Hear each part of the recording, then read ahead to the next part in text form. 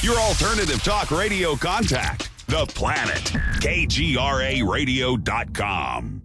Infinite complacency. People went to and fro the earth about their little affairs, serene in the assurance of their dominion over this small, spinning fragment of solar driftwood, which by chance or design man has inherited out of the dark mystery of time and space.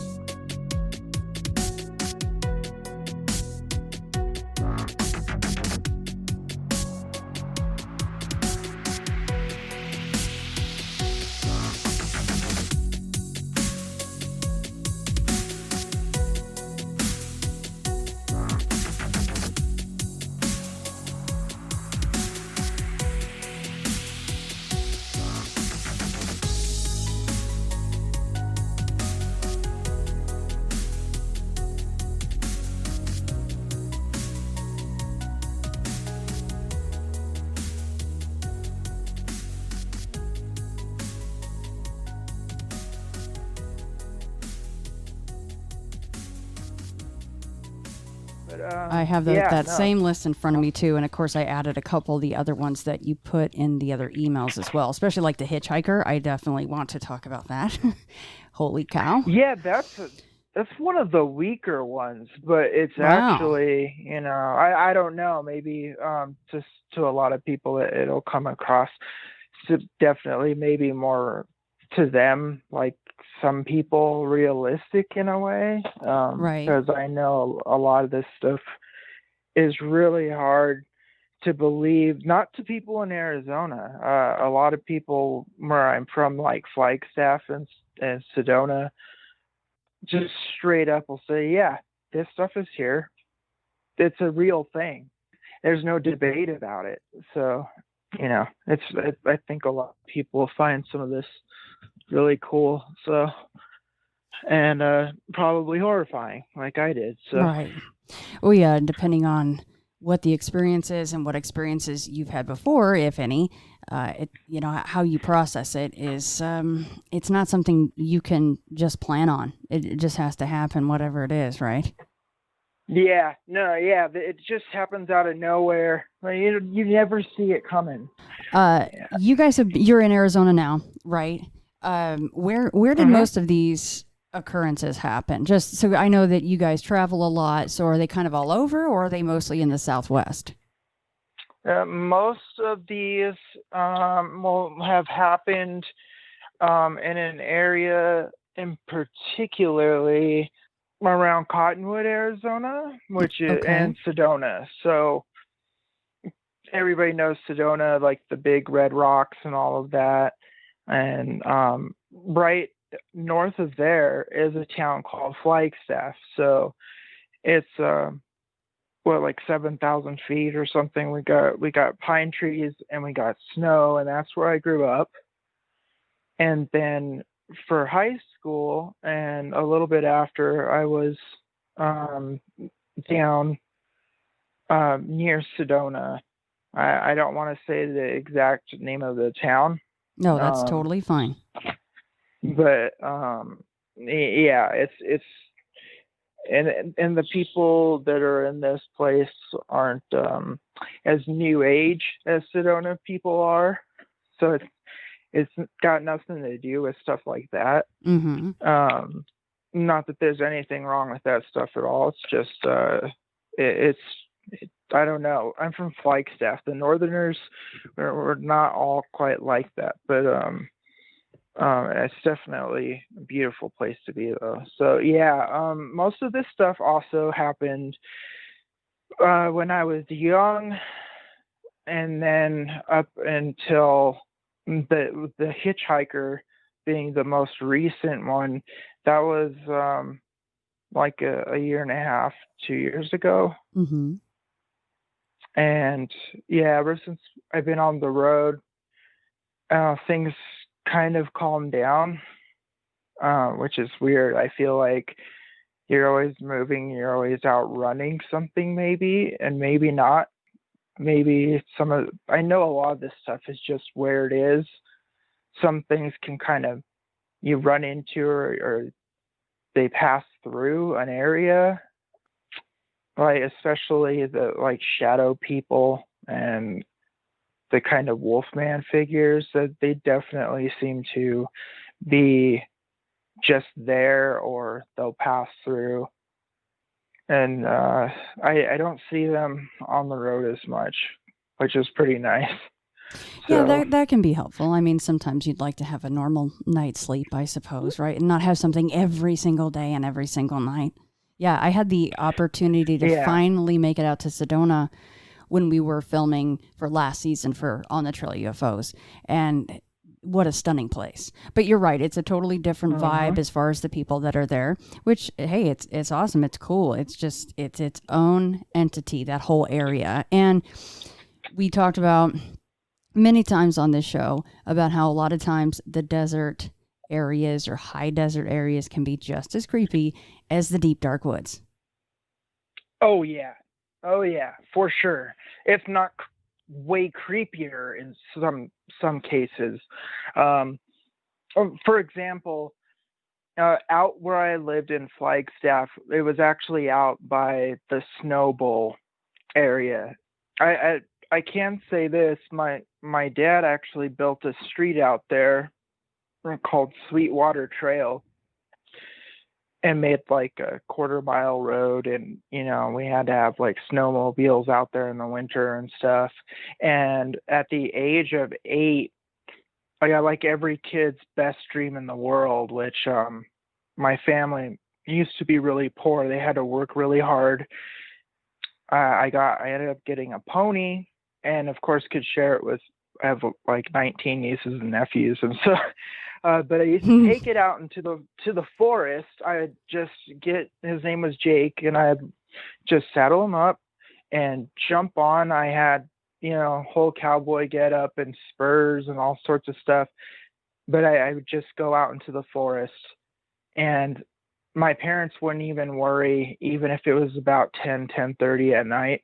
I would just come back home, sometimes on him and sometimes not, but he'd always make it home first. Like, yeah. Jake's So, like, look, I have my own agenda, Chris, so I'll see you later.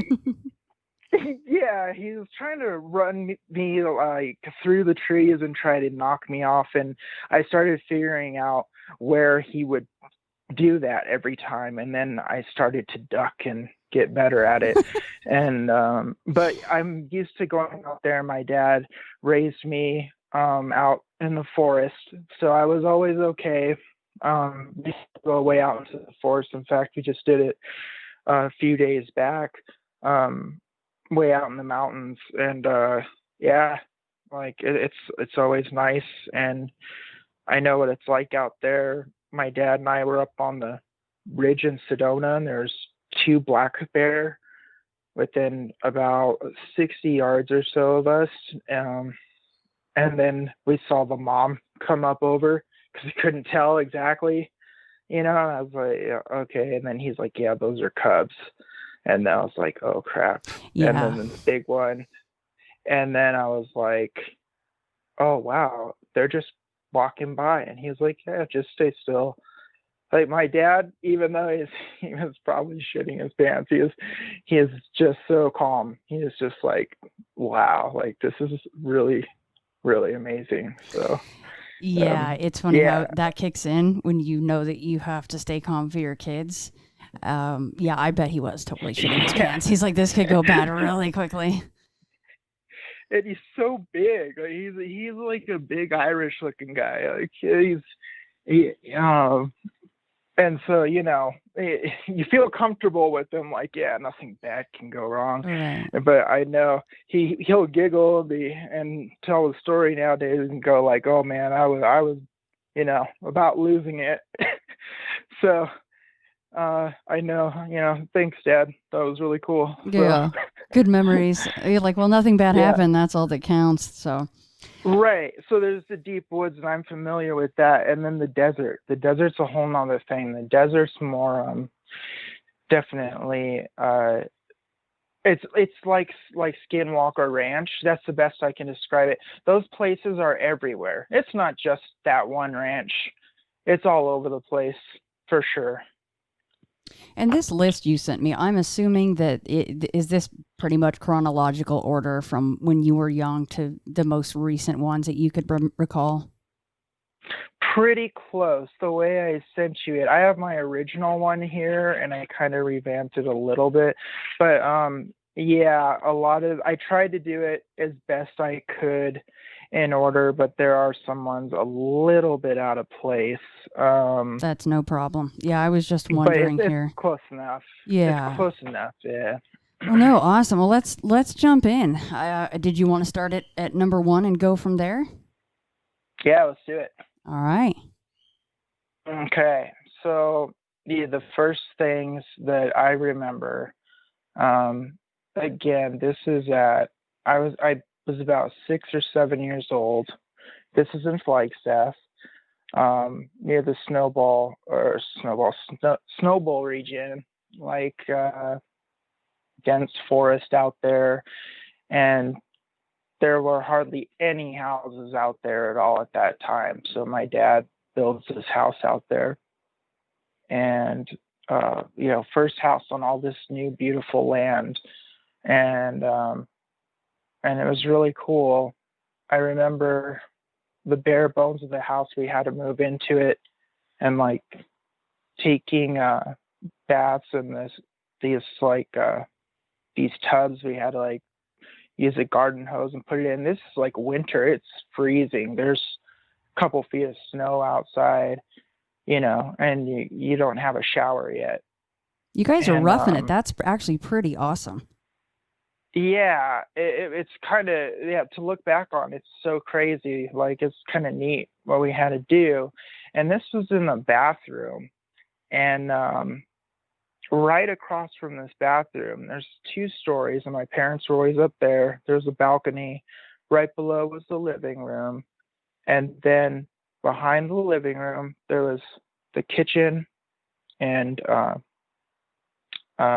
kind of a bar. And then my great-grandmother's bells she gave my mom. They're like these Native American bells that hang down, made of old, I don't know, it's really beautiful, like looking stuff. I'm not quite sure what they are. It's like a mix of a tin can and turquoise. And then so then you can see half of the living room, and then like the kitchen from my bedroom, which is, and it kind of in a corner, where I can see everything, and across is the bathroom. And so I started feeling strange all the time in the bathroom, like a lot of people kind of do when you're young. I've heard, at least. And I started sleeping in my room, and I'd have the door open. My parents are upstairs. And slowly I start to make out shadows in the doorway, right? Like I have a little night light on in my room. And a lot of people describe shadow people either really dark, or sometimes they look fuzzy, almost like when your TV channel is really fuzzy. And it was kind of like that. They look like speckles. Like there's the darkness of the doorway, and the outline and the inside of these things are speckling, like almost like trout in water. But the blackness of them is like just a little bit lighter than the darkness behind it, so you can kind of see them. It's not exactly a shimmering, it's just staticky. And then the most terrifying thing for years for me was the solid colored, I've seen all black,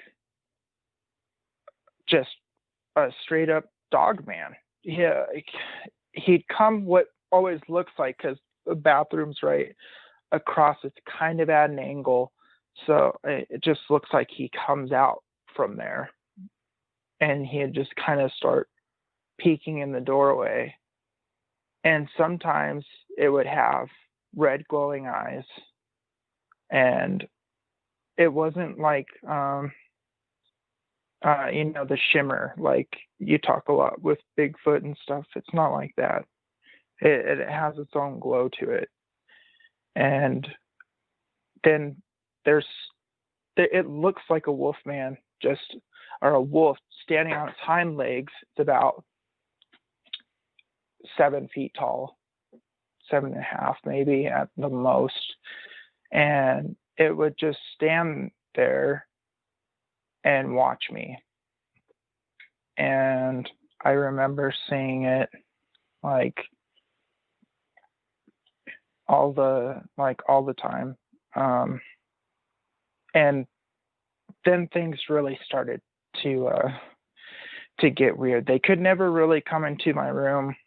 I would see multiple of the static people walking by, and this thing would always come out and kind of taunt me. So over time, I eventually tell my little sister, Tanya, who biologically, my family, it's all my family, but I'm adopted within the family. So it's a long story. But anyway, she comes to stay with us. And I tell her about it. And, she's younger, so she's listening to me, like susceptible to this. And I'm already going around like I do with my dad, like in the forest or something, looking at the carpet and trying to figure out like tracks of this thing and stuff. And so it's kind of funny. But sometimes we both actually would stop and go, wait, look at this. This kind of looks crazy. And I'm sure a lot of it was pareidolia or something, But then I have one of my good friends. His name is Chris too. And I call him Chris A. He won't mind me saying that. He talked to me. He hit me up. I was like, do you remember anything specific that I don't? Because sometimes my memory's bad. And he goes, dude, I just remember the wolf man. And I go, wait, you saw that with me? And he goes, are you kidding me, dude? He's like, we used to sit there in your room and you would start talking to me and it would creep me out like that you're seeing these things. You would describe them to me and you weren't trying to scare me. You were being honest. And he's like, and maybe it was because of how you talked. I don't know, but I thought I saw it too. And we would see it at like the same time, I guess. And he'd be like, look, there it is, and we'd both kind of snap up at the same time. And the thing that really made it real was I had another friend whose name I won't say, and they came over to stay the night. And so there's the bunk beds and we're sitting there. I don't tell him about this stuff at all. We're just hanging out, having a good time. So it's time to go to bed. We got the nightlight on. We're laying there, and these things start to come and do their thing. And by now, I'm always used to laying on my side and watching them. And I'll fall asleep because I know they can't walk in the room for whatever reason. And I fell asleep, and all of a sudden I wake up. It's about an hour later, and he is crying and freaking out. And we were about like 8 years old at this time. And he's like, he had peed himself, but not in bed. It was from standing up and like being against the wall. And he was staring at the doorway. And I'll never forget it because I felt really, bad. And my mom called his mom and drove all the way out there and came and picked him up in the middle of the night. And he never came over again. And sorry to interrupt, would you see these? So then friends, would you see these things on the same night, the static people and then the dog man? Like in that order? No, not maybe not necessarily that order, but you could see them both sometimes during the night at some point? Or would it always be static people this night and Dogman another night? But sometimes, almost always, the static people were around, like the shadow people, always. And the Dogman type creature would come out almost every night, but I did get breaks from him for sure. In fact, towards I think the end of living in that house, which wasn't too long. I think it was only like 9 or 10 or so when we moved out at the most. Yeah, something like that. And he like went away for a couple weeks, and I was like, oh man, maybe it was all just my, imagination after all or something. And when it came back again, something would happen to keep confirming it, and I still struggle with it to this day. Obviously, I think you can tell it's hard for me. I'm trying to say like pareidolia on the carpet and all this stuff, and you're a kid, but then your friends are like, well, wait, this happened, and no, I saw this. Well, when your friend is standing there and he's so traumatized that he's actually, he's wet himself, that's pretty bad. I mean, for him and for you. Yeah, and I've never ever felt better or anything about that night. I feel so terrible, yet I didn't do anything. Like we had a good time, and yet I felt like, now should I have shut the door? Like, what could I have done? And I don't know why. I guess when I was younger, my parents always liked to have me keep the door open. The one interesting thing that did happen was my great grandma's chimes that were over the bar. The one time I had one of the night lights started going dim over a period of nights. I had grown used to these things, and the light had gone out, and it's like that movie Lights Out, and it started to come in kind of into the room a little bit, and I closed my eyes, and that might have been like the first time or stuff where I started kind of feeling or imagining in my mind like having a force field around me and that I'd be okay. And I grew up Catholic in a Catholic school, and I would pray, and I would believe that it worked. And that probably helped me on some spiritual level. But the chimes went off that night. I'll never forget this.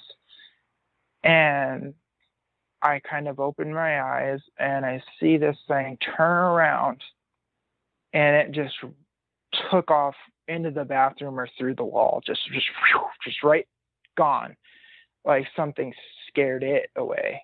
It's the only time it happened. And my mom woke up and came down, and I'm all tucked in bed, like just wide-eyed and like shaking. And she's like, "Are you okay?" She goes, "What happened?"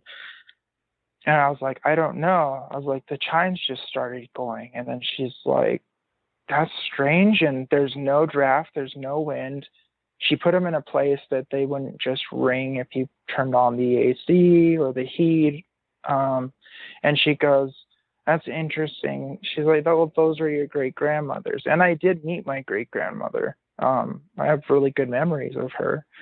And so, yeah, that was really interesting to me. That happened right then. And then I was like, oh, I need to change out my light. And then I switched the light out.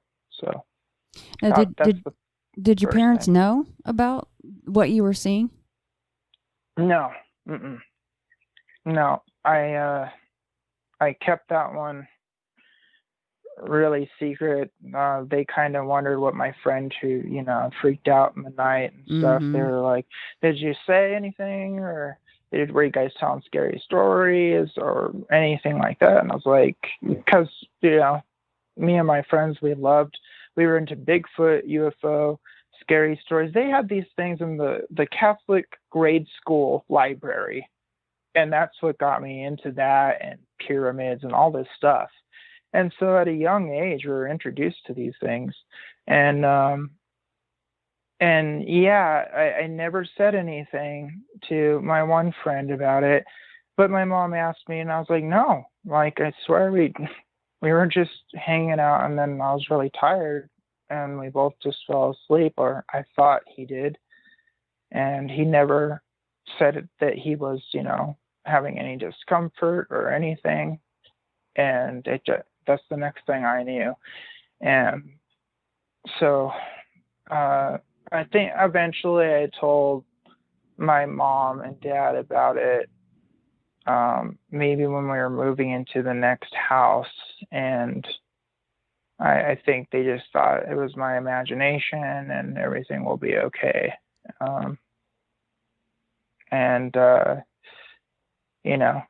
It never was. Shadow people are all over the place, so especially in Flagstaff. So I'd stay at my older brother's houses at night, where I just have the big TV on me and stuff, and I would see them there too. And they're all different. They may all kind of have the same shape, some taller, some smaller, but there's definitely personalities. It's like they're watching you. It's like they want to just peek at you. Some stand there, some just walk by real quick, and then we'll come back later. And it's almost like you have people just kind of, I don't know, observing you. Mm-hmm. It's really almost like it sounds almost alien-like, but I don't know how else to describe it. That's really how they seem. It's like they're curious, or and these were always far out places in Flagstaff. So I lived on one side where the Snow Bowl was, and then I lived on the other side of the town that was way out past the mall, and out in the middle of the forest on that side. And both the homes were built new. We had one house in between while my dad was building the next one that was kind of out there, and that had been only for like a year though. And they definitely, I thought they followed me, but I've come to understand that these things, I think a lot of them, some can travel, some can are just in a place and they're just there, I think. So I kind of get to some of that a bit later, but yeah, so that's pretty much the first encounters I started having.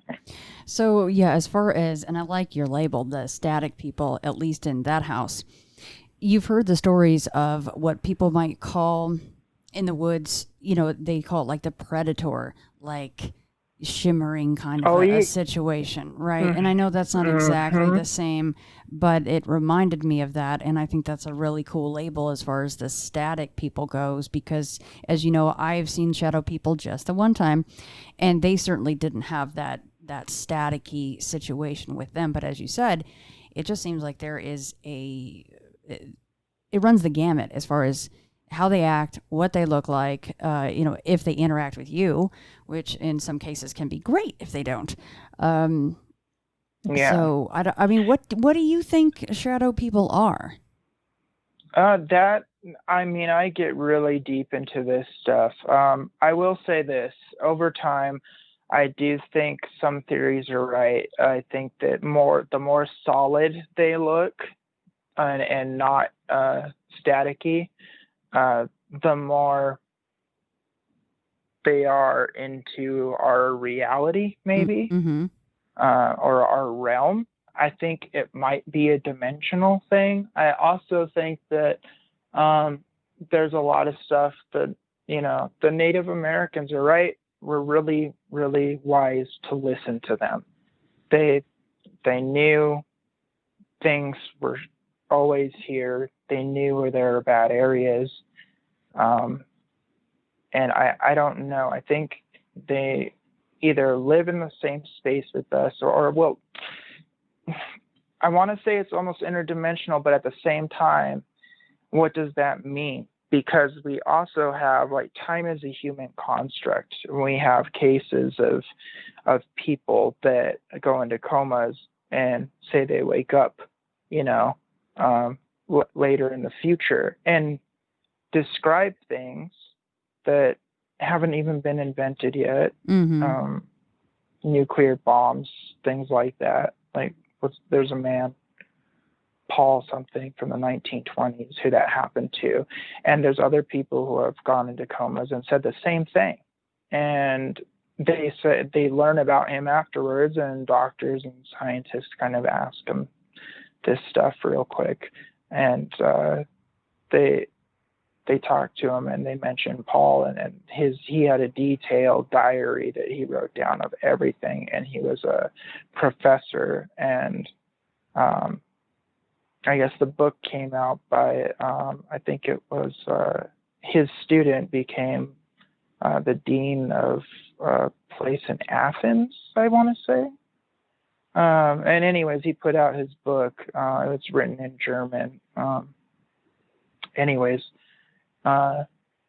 And so and he would say, like, time is a construct. It's all man-made. And it seems like when we fall asleep, like, it is true, like, like Billy Eilish, like, where do we go? And sometimes when people are in comas, they seem to pop into other people's bodies. And I don't know. Nobody has to believe in this. I choose to, because I kind of see the evidence, and I read the stuff, and I'm like, okay, this is kind of, this kind of makes sense. Maybe there is reincarnation. Maybe we keep coming back, and maybe we're always humans, maybe not. But whatever these things are, they're using the same time and space as us, whether using technology to be here or they're actually just here. I think there's probably a bit of both, and that would be my answer to that. Now, how about your mom? You mentioned, your grandmother, and then the fact that your mom was given these Native American bells. So is that me assuming that your mother's side is all Native Americans?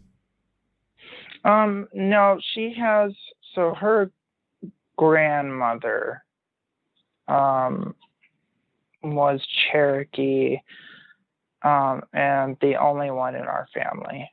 And I don't know. We don't know the whole situation with that, but we do know is that she did take off on the family. She left, and nobody ever knew what happened to her. So that's really interesting. Mm. But it does show up in our DNA and stuff like that. It's so minute, but it's there. You can see it in my mom and her cheekbones and stuff. Like and the structure of the body is, it's definitely there. So you're like, wow, it is pretty prominent. So, as far as, it's still in her bone structure, that the DNA is, it's good. It's really good looking after you, kind of see some of the portraits and maybe what she kind of looked like, you can kind of see some of that. But then the rest of me is Italian and German too. So, I look more Italian, honestly. So.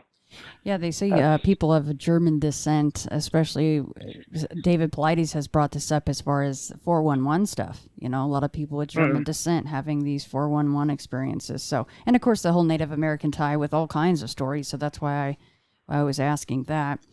Well, should we move on to your first UFO sighting? Let's see what we got going on here. And I love David Paulides' stuff. Always keeping up with him. He's doing a great service, and he's a really good dude. Yeah. So real simple one. just the first night I saw a UFO. This was at the second house, so the house that's not on the side of the snow bowl, it's on the other side of town. And we got one of those big trampolines you get to jump on as kids, right? And I'm laying out there one night. I used to go out there all the time, even when my friends would stay the night over the weekends or something. They would just lay down on the trampoline, and I'd look up at the sky because that's where Lowell Observatory is. That's where they found Pluto. You know, some of the clearest night skies are in Flagstaff. That people don't know. And so I grew up really looking at the stars all the time. And sometimes you have to have a real keen eye. And I had read about UFOs, and like I said, in our library, at this point in time, maybe like a 30-page book, you know, nothing major at all, nothing to really get your mind going, and no books or anything like that yet that has really gotten to my mind. I later on become a horror fan and freak of like all things like that, but not yet at this age. And I'm watching the sky, and I'm just staring, and everything's really still. And all of a sudden, I see the tiniest dot. Like, it's so far out there is what you're thinking, because it's smaller, you know, and it's not as bright as the rest of the stars. But I mean, this definitely was way out there. It did not look like it was in our atmosphere at all. No matter how small it might have been, it looked like a star, so tiny. And it was just shooting across the sky. And that's when it caught my eye, and I started watching it. And then it would just, like, you hear exactly the same kind of stories. They start zigzagging, going all over the place, and then shooting off. I watched it for over half an hour, but it was moving from, like, it was either in our atmosphere, which I don't think it was, or it was moving between these stars that I'm looking at in the sky. Like, just like it was nothing. Like, the distance was nothing. Just being able to move around, go where it wanted. And that's when I knew I couldn't even contain myself. I watched it as long as I could. To this day, I still have nights where I stare at the sky, and my wife is trying to get me to come in all the time, because I will just stare and wait.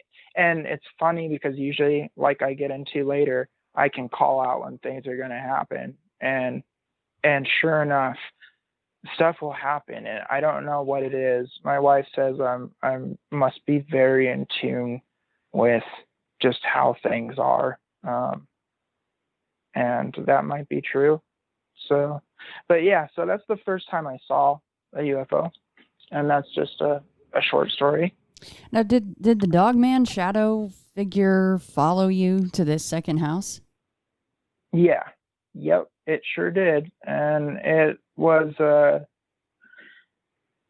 there, and my grandpa, he, on my mom's side, he moved into the room right across the hall from me, and he was with us for a couple of years, and then he passed away. And then there was like the bathroom was in between us, and I was always wondered if it just comes from the bathroom, it's kind of silly thoughts like that. But no, it would come around the corner from the other way, from which now, if it came from the right, it was coming from right straight from our living room.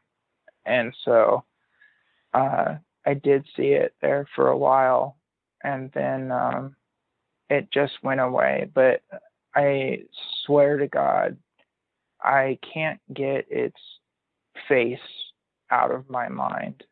And somebody was talking the other day, I was listening to your show, and somebody mentioned how it looked like when the Never-Ending Story, I think it's 2, or when Atreyu sees the wolf dog that's talking to him that's stuck in the wall or something like that with the red eyes. Mm-hmm. And somebody on your show mentioned that, and I was like, oh my God, like that's it. That's exactly it. That's that whatever they were talking about was it. And I remember him wanting to feel validated. And if he's listening, I want you to know that whatever they are, I've definitely seen them. I don't know if mine's any different because it wasn't outside ever. It came at night and watched me, but it was there. And it's as, even though I was a kid, it's as real to me as anything in this world, like you or me. And it seemed to be there. So, yeah. Now, Chris, what about if you would, turn a light on or try to talk to it, or would you try to interact with it in any way? I got braver as I got older. In fact, I'm the idiot in horror movies where you're like, dude, what are you doing? Like I will hear stuff and I'll walk. So you're like in the commercial where instead of getting into the running car, they went into the shed full of the saws and everything, right? Yeah, exactly. Yeah. I'm that guy. I'm like, hold on, I got this. And probably because I built so much confidence that when things happen, I'll go. And yeah, I do get scared sometimes. Sometimes I see things, but nothing's ever hurt me. And so I think that confidence over time builds up in you. Probably like real professional ghost hunters that go in and really have a control area and spend time with the right equipment and really go over things and check the atmosphere, the environment, and all that stuff. It's like they probably get used to maybe getting scared or a little jumpy because their job is to go in and investigate, right? So that's how I've always felt. And I think that having being a bit spiritual and believing that there's some kind of higher power, because I'm not Catholic anymore, but I still believe fundamental things, and some kind of higher power, something I can kind of put like some kind of force field around me. The real weird thing is when I met my wife, she seems to have a glow, and it actually keeps things out and away from her, and that's really interesting. But anyways, yeah, so I never did do anything with the Wolfman. I don't remember talking to it. I know I cried several times. That it was horrifying, and that's why I don't think I told my parents. I just think I was kind of traumatized, and I lost a lot of sleep. But then like I said, there are certain major tragedies in my life, and I did go to a psychologist and stuff, and they I would tell them everything, and I'd been tested for schizophrenia, all that stuff, and they've never found anything to suggest any of that stuff ever. I just have a depressive disorder, so it's just depression. But except that you were seeing these things before, obviously these tragedies happened, right? So what would they say when you would talk about this dog man and these static people that you would see at a very young age? They would just try and tell me that it was my imagination. There's nothing to be afraid of, and it seemed like it was something maybe they've heard a lot, and I wouldn't be surprised if they did. Yeah. And maybe they've seen them too. But what are you supposed to do when you're paid and you're a counselor? I did a lot of psychology in college. I never finished with my psych stuff, but you're trained for all these things, and your job is to help people cope with things. And so I don't think you want to get real with as a family counselor to a little kid, you know. I think you're going to want to tell them, you know, it's just your imagination, you're going to be okay. Right. Right. Like that's their job. Like, you know, I think the parents of the kids would probably leave you if you didn't tell them that. Well, You yeah, know, it's not like they can go, scare their oh, kid. you're the third kid this week. Boy, that dog man is making the rounds. I don't think they can really talk like that. Yeah. Like, you know, we need to find our Yeah. version of Van Helsing. Where is he? You know, and it's like, Call no, man. Anthony. Like, Call Anthony Hopkins right now. yeah, exactly. So, Well, there was always, you know, exactly kind of what you would expect them to say to a kid. yeah. So, Yeah. but it was enough to where they said, okay, well, maybe he's, you know, maybe he's seeing something. Well, let's try this. And then, Mm-hmm. and then after that, I requested it as I got older, and they would do, there's like some paper tests and other things they would do, check your head, you know, and they never found anything. So, Well, you mentioned your grandfather moving in with you at some point in that room across from yours. And then I know that you wanted to talk about, you know, some occurrences that happened after he passed, right? Yes, definitely. So, okay. This was, so he was with us. We were there at that house for like a year, maybe a year and a half or so. And again, my parents moved. Now this time we finally moved to the house where most things happen. This house is right next to water. It's near a major creek. It's well hidden, and literally you go down this road in this town, and then you look over, it looks like a dirt road that literally leads to like a white picket looking house, but the road goes around that house and down by the creek. And my parents built a massive adobe style house. And so if people don't know what an adobe house is, it's what Native American houses used to look like, not hohogans or anything like that. It just looks like those big red squares that you see, and sometimes they look almost like they're stacked on each other, and they have the big circular you know, pieces of wood sticking out the sides that they'd use for the support beams on the top. And it was a huge house. It was 3, 4, 5, 6-bedroom house, 2 living rooms. It had a balcony on the main floor, which you could walk in from the main level. And then the upstairs, I got to help design it with my parents, and it was all mine. So there's 2 rooms. So you go walk up the stairs, there's a balcony, and then you'd go down a hallway. On the left was the bathroom, halfway down the hallway. And on the right, at the end, was my sister's room. And then in the front of me was my room. And right below me, you would have just a part of the kitchen. So when you walk in, there's a living room, and the stairs go up.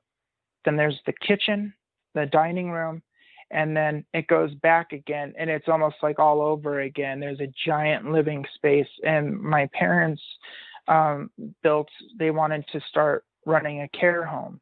So we used those back 3 rooms for people to come, and we had, you know, nurses, everything, CNAs, people coming and taking care of them until they had enough money where they built an actual facility, a big facility in town.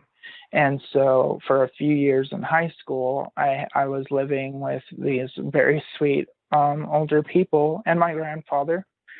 And, you know, coming down, I'm all punk rocked out, doing my music thing, and there's these nice, sweet old people eating breakfast, and I'm like, hey, what's up, you know? And yeah, so that was always kind of a trip. Did it take a long while to get used to that? No, not at all, which was strange. I would think it would, but it didn't. they just, we had a few ornery people, but most were really sweet. And I actually, didn't get to interact too often with them. I was so busy with school and with my band stuff. So, I mean, I wrote the first album. They did a whole big thing for us at the school. The Sedona Red Rock High School's music and art program is absolutely amazing. If you ever go there and you see their whole art side, I mean, it's like walking into a luxury, venue. It's really crazy. And yeah, so I've even been there as a guest, and I've performed there with my nephew who went there after me, and we played together for a bunch of people for an album later that he worked on with me. And anyways, yeah, so that's really cool. But so And we're at actually, this before house now. you go on, I'm sorry, Chris. Let's just talk really quickly about your band stuff, because this is going to come into play for several different stories that we're going to be talking about. So just talk a little bit about that. Okay, so yeah, so I moved, and I'm kind of mad because I grew up, I have older brothers and sisters. They all went to Flag High, and I always wanted to go there. I wanted to play basketball where my brothers did, all this stuff.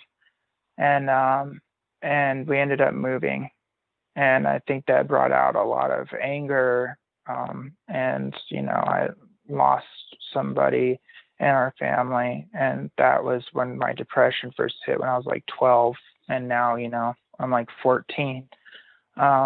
And I started playing in Sedona with some kids, and then I switched groups. I had it was a spat over a girl, and I left that group, and I went on and I got these kids that were like a grade younger the next year, and we started working on stuff, and next thing I knew, my parents were really cool, and sometimes I'd work a job in the summer and stuff to try and help pay off stuff, even though I got to give them props for everything and being so lucky to have what I've had.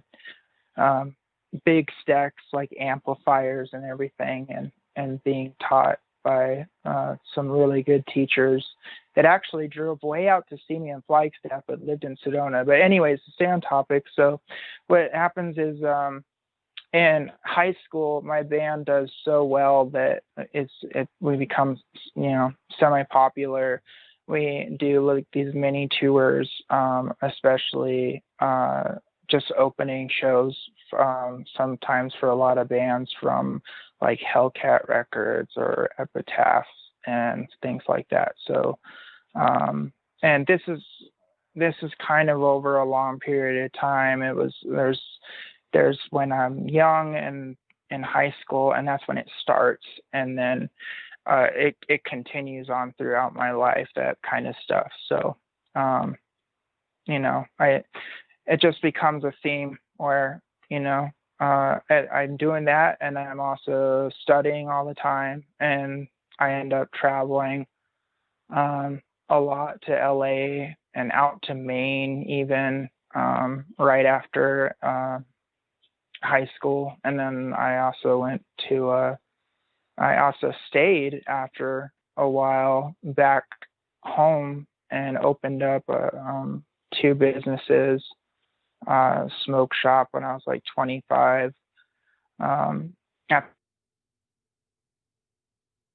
And so, yeah, so what happened was my nephew is funny. His name's Johnny, and he's like, I'm going to drum for you one day, Uncle Chris. And I was like, all right, buddy. And he actually got really good, and he did become my drummer. And that's cool. And we worked out really well. And so when he was going to high school in Sedona, we started this band. We called it The Further. So you can actually and this isn't, this is very well produced music. It's a lot of money. It was really good. We got to do some really big stuff. Anyway, so you can go to like the further.org, further.org, and you can actually listen to the album that may or may not have had a lot of effect on this. It's the first time I wrote anything that was different. Every song's kind of different. There's mixes of punk, hard rock, and almost like metalish. And it's called Loss and Despair, the album, and by the Further. And then I have 2001: A Punk Odyssey, which I remastered, and that's out. And these are, you can buy them and listen to them anywhere, any store. Just plugging that real quick. And on Spotify and stuff, where I found you, actually. And so we started writing creepy things, and I wanted to kind of go into that area of my life. And Johnny, my nephew, was staying at the same house, okay, that I, my room and everything from high school. And we wrote a lot of the stuff there, and a lot of really scary stuff happened. We wrote a song about a demon in particular, and some really scary stuff happened. Yeah, which we will also definitely get to. Yeah, but for my grandfather, just so we tie that up, he had a walker, and so I'm in high school, I'd hear him, and in the middle of the night, he was a lot like me, and sometimes I would hear him at the same time I wanted to go get a snack, and I would kind of wait and let him do his own thing, because, he's kind of a handful. He's a pretty rough dude sometimes, but he's cute too. But he'd walk out, and you just hear his walker click, click, click, and just for it would take him about a couple minutes, and he'd get into the fridge, and then you hear the door open to the fridge, and then some shuffling around, close, and click, and he'd go back to his room. And then he passed away over the first summer we were there, I believe. And I came home from a music camp thing at Northern Arizona, and I was upstairs, and I contemplating, stuff a lot, and the deaths that I've had in my life, and I was thinking about him when it first happened, and it was just funny because I was thinking about him, and then I hear the click, and even though I was gone for the summer, people did pass away in the house. It wasn't that many people, though. I think it was like over a period of a few years, it was, like maybe 3 people or something like that. But nobody had a walker except my grandfather. And I heard it, and it was so normal to hear it that I didn't even think, like, oh, yeah, he's gone, And it might have not even been until like the second night I heard it that I realized, oh my God, he's not here, and so I let this happen. And I even hear the fridge open, and this is where I start getting braver, as in my high school years. So I start going down the stairs when I hear the click, and it's just pitch black, and there's an archway. So you get down the stairs, you turn around the corner, and everything's kind of open. So you're in the living room, you're seeing the kitchen, but there's only this little archway, and a wall, and this white wall arch where the residents come through from the other side of the house, and it always is pitch black right there at night. And I stood there, and it's quiet. You can just hear the hum of the refrigerator, right? Just kind of, and I just keep staring into the darkness, and I hear it again right in front of me, just click. Now I say right in front, it's still in the darkness, but I'm like 20 feet back, maybe more. And my mind is just blown and I don't know what to do. And I kind of freeze. And then I slowly go, okay. And I start walking forward. And then I turn on the light to the kitchen. And I kind of stand in the archway where it's still, now there's a little bit of light, but it's still a little dark there. And around that corner is where the residents are, and it's pitch black right there still. So there's just this black wall to the left of me, and staring back to this back door that, where I just heard him, and I don't hear anything. It's like I stopped him that night, like we were face to face. And I always thought that was interesting because I didn't get to say goodbye to him. And so I just kind of stood there, and I was like, Grandpa, if you're here, I love you. And I just want to say bye. And, and I was like, okay. And then I was like, I'll let you be. Turn around, turn off the light, and go back upstairs. And I would hear him for a couple more weeks, and then it stopped forever. So that was really interesting. Yeah. That's a cool story. I like that one. Like you said, it is like he just needed that time to say goodbye, and he wanted to do the same, and he finally was able to let go after that. Yeah, that thing kind of seems to run in my family too. It's like about 2 weeks I notice where there's presences around if it's a family member, and then they go. And it's really interesting. But yeah, he really made himself known, and in a way it's almost really creepy because of the click, Right. But it was my grandpa, and I knew it was, and I wasn't afraid. I was afraid, but I wasn't as afraid to, as like the shadow people or Wolfman. And shadow people, by this time, they're all over that place. It's a much bigger house. The lights are off all the time. I start running into them all the time. I have to walk out my door. Now, I shut the lights off now, or I have the TV going at night. And I hear something or I see something, and I'll just start walking out there. And as I'm getting braver like that, they start saying further and further back, like down the hallway or downstairs. And when I come out on the balcony or something, I look down, I might see them kind of doing something down there. And I'll go back to my room, have the TV on, and I'll peek out towards the hallway, and I might see something now and then, and it'll just go away. By now they're an everyday part of life by now, so it's just like, yeah, they're just there. Kind of funny what we human beings can get used to, huh? It really is. Yeah, because and you can tell some people about this stuff and they're like, oh yeah, this guy's you're crazy. And it's like, yeah, but you didn't think so, like, for all this time that you've known me, right? Like, I've just been just like you. So, I always get that. And it's like, yeah, no, like, Chris is a really nice, straightforward, cool dude. And then, you get to know him, and he'll open up and he'll tell you these things.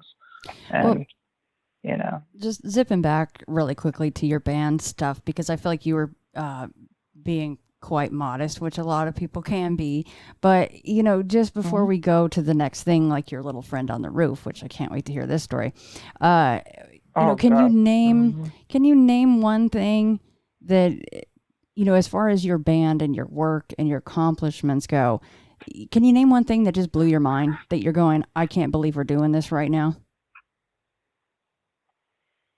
Oh man,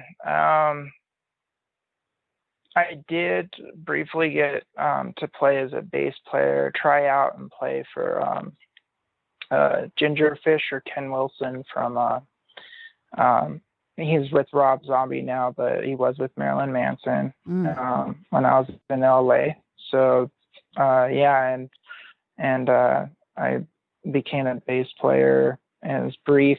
And then the rest of the people in the band weren't working out. He was really frustrated, and then he disbanded the thing, but we were cool. And then there's been times I was at like punk rock bowling, and I got to go upstage with like Fat Mike from NoFX and stuff, and that was hilarious because we were the losers, and they gave us a big box of gay porn, and we're not gay, and and it was just it was really funny.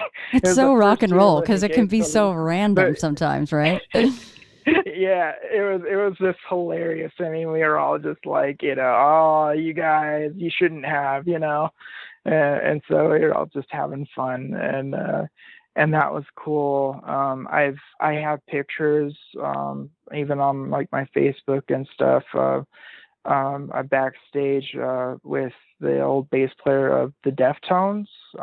I got to be on stage with them at the same time, watch them play.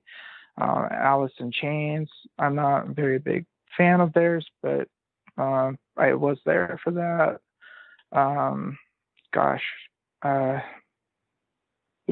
There are a lot of stuff. And then As They Lay Dying in particular, I became like pretty good friends with Tim, and then, he went through some stuff, but, he's doing better now, and he's out, and they're doing stuff, and that's really good. We've been on the radio. There's a song in particular called like Stuck in a Video Game. It's really really catchy, and that's off the Punk album, the one that was released this year. So that's 2001, A Punk Odyssey by The Further, and there's a bunch of awesome songs like that, and so we get to hear that in Phoenix and LA to promote shows, and then other songs of mine have had rotation. And so I don't know. Have I told you anything else? Did I miss anything? I just knew you were being modest because it was so sweet because you're like, yeah, we have this band. We've done a few things. And I'm like, I'm going to come back to this. No, that's awesome, Chris. Congratulations, man. No, thank you. Yeah, it's been good. And so, when I was 25, I went and I owned some smoke shops for a while, and then after 5 years, I left, and I couldn't stay in one space anymore, and I went back to the music, and by then that's when my nephew was all grown up and was ready to drum, and I was like, all right, we'll give it a shot, And I mean, if you listen to the album, you can listen to 2001, A Punk Odyssey, and that's me when I was his age.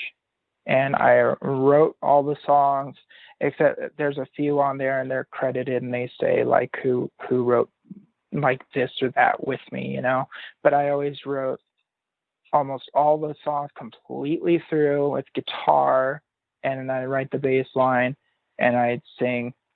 And then it's the same thing on the Further album, although I had very lovely lady, Miss Katie Chrisman. She was a singer for us.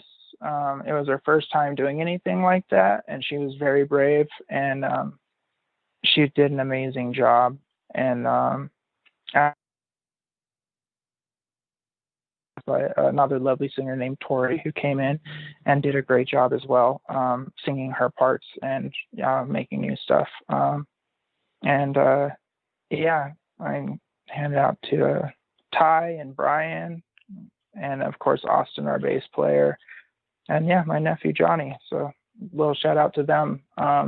These guys are some of the names I just mentioned are some of the people that saw these things that I'm about to tell you in this next story. Awesome. No, thanks for going through that. And again, guys, visit thefurther.org for more information on his band and to hear their stuff. So yeah, let's talk a little bit of demony stuff now, shall we?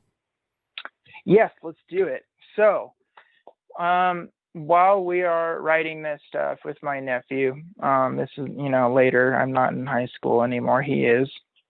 We're writing songs about ghosts, spirits, demons, loss and despair. I gone through something very personal, a great, one of the biggest losses you could probably have in your life, if you can imagine. And I was pretty alone and single by myself and going through it, which I don't think was very healthy, but I did my best.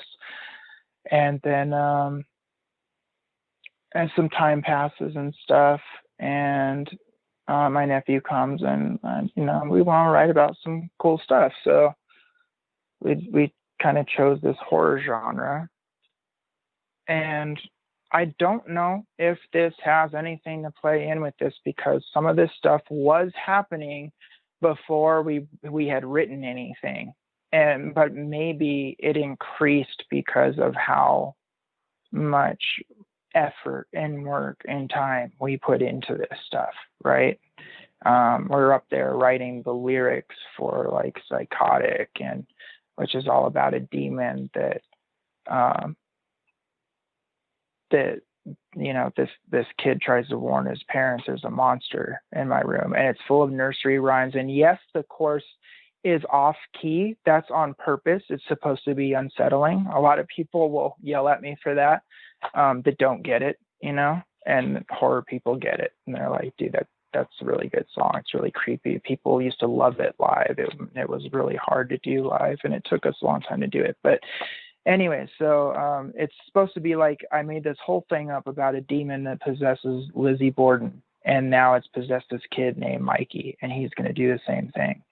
And so it has the nursery rhymes in it, and at the end, it ends with his own nursery rhyme, where he hacks his parents up and feeds them to the dog, and because he's possessed by this thing, and they didn't believe him. And it's pretty brutal. And actually, don't look at me. Look at Katie, because this sweet girl, you probably see pictures of her online and stuff. And I think on Facebook at the Further AZ, you can find stuff. Katie came up with a lot of stuff on that song too. I was shocked. You're like, Katie, are you okay? Yeah, it was really crazy, but I couldn't believe. But yeah, we were a good team. So with that being said, and look, I am laughing a lot. I wondered how people did on your show. You're not laughing. No, you're not laughing that much. I get giggly too. Don't even worry about that. No, you're doing great. Yeah, when we're just talking, but yeah, the stories are very serious. So but that's why the giggles, I think, is just like a release valve. You got to press that sometimes, because it can get heavy, and a lot of times some of these stories come out of or just prior to something really sad happening in somebody's life. So I think that a lot of times that's where, and I've even done it myself, you just have to kind of giggle or something just to release the tension. So if you got to giggle, you just let that thing out. I've done it many a times. So. Absolutely. Yeah, you have to. You have to roll with life, roll with the punches, and then try and relax and breathe for a minute. That's right. I do appreciate you gotta that woo-saw. on your show. Woo-saw it out, man. Mm-hmm. So, okay. So let's get to it. We got so this is the story I would call the demon on the roof. But this is, I don't know what it was. We don't know what it was.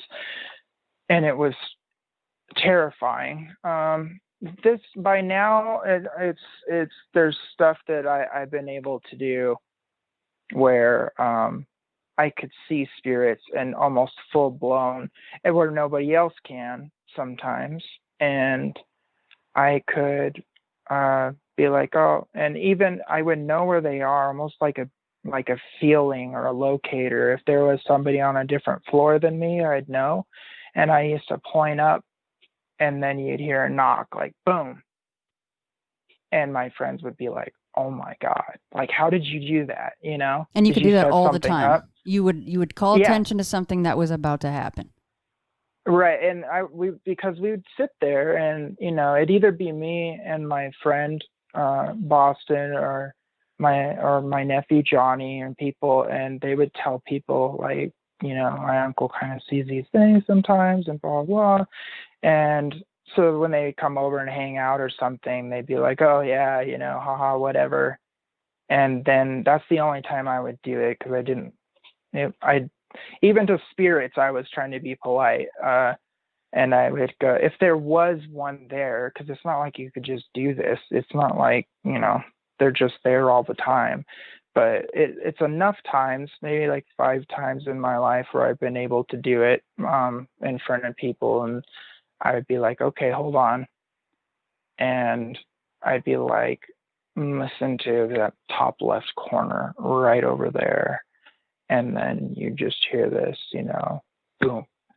And they were just like, "Oh my God, how did you do that?" And then everybody starts taking it seriously.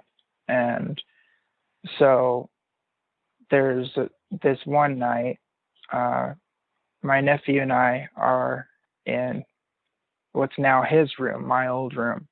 And as the adobe house is, you got to picture it like this. And then we have the hallway. It goes down there. At the end, there's my room. And imagine it as a box on top of a larger box. And so if I open the window, right, I can climb out onto the roof. And I can even go up, and it slopes and goes up like where the hallway would be. And I can go up on top of that, and that's on top of my roof, right? Mm-hmm. So when I go out the window and I'm walking around on that with the balcony, we'll call it, I'm actually walking over where the residential area was for like the residents and stuff that used to be there. Now they're in a facility, and it's my family. We have a huge family, so there's always, people there most of the time. And my light would shine at night, and this would aim towards the creek, and then there's a big cliff, and you just see the cliff wall, but these trees grew in between that we planted. So you just these big, beautiful trees. And then, the edges of the balcony would run just to the left of my window. It would go way out about maybe about 20 feet, maybe a little bit more than that. And where my light is for my room, if I have the shades and everything open, there's still about 3 feet of shadow at the farthest point of the roof where you can see out. And now if you get out my window, so there's like the bed, you sleep with your back towards the window, you hop out the window, and you can actually walk around. Remember, it's a box on top of a box, so you can walk around to the other side of the wall. And then like from there, then you end up running into the room that's next to mine, which is actually on the side of the house. So, but you can walk around to what would be, if you walk in my room and from the hallway, and you see the wall right in front of you, that wall right there. So this thing could potentially walk around there, go behind that wall, and potentially sneak right up on you if you're at the window, right? Imagine you're looking out a window, and it's this huge balcony, and it goes around to your right side behind the wall next to you, and it can go back there for about 10, 12 feet. And then it pitch dark, and then something could just come up around the corner. I had big birds, we had cranes that would come to fish out of the pond, and stuff like that, that would land sometimes. And I always got used to that. I got to know all the different kind of animals over the years. My parents lived there, and me coming to visit, and then now being there working with Johnny. And So I'm very familiar with this roof, very familiar with all the animals.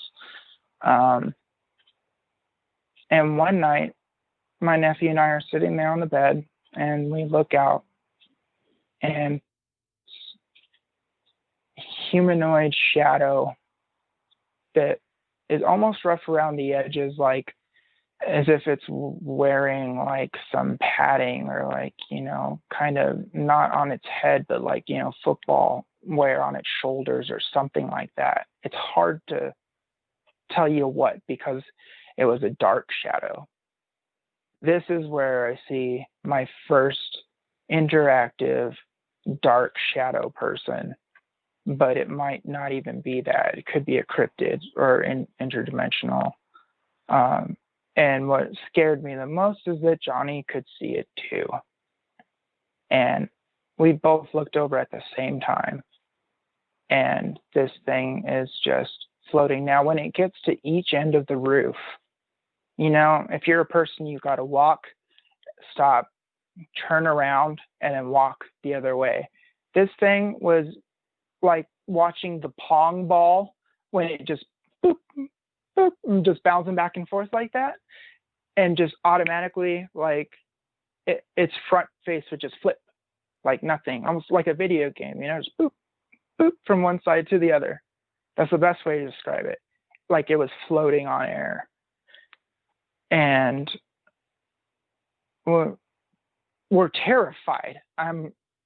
He's heard me talk about things, and he looks at me and he's like, "Oh my God, like, Uncle Chris, can you see this?" And I'm like, "You see that?" And he goes, "Yeah," like just terrified in his voice.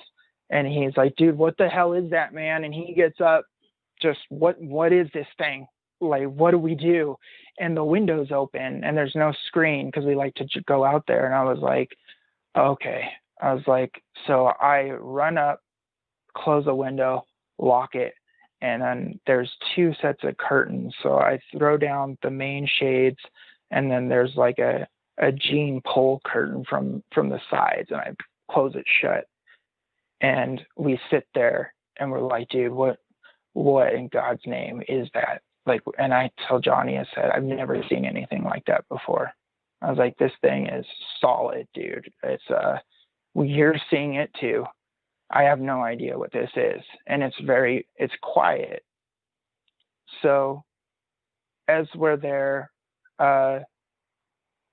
we can hear all of a sudden just kind of a giant thud, almost as if it flew, or which later I did hear wings, but I don't know. I could have just run up there. Could have just made a full leap maybe. And I could hear it just thump right on top of the roof. And this was just absolutely terrifying.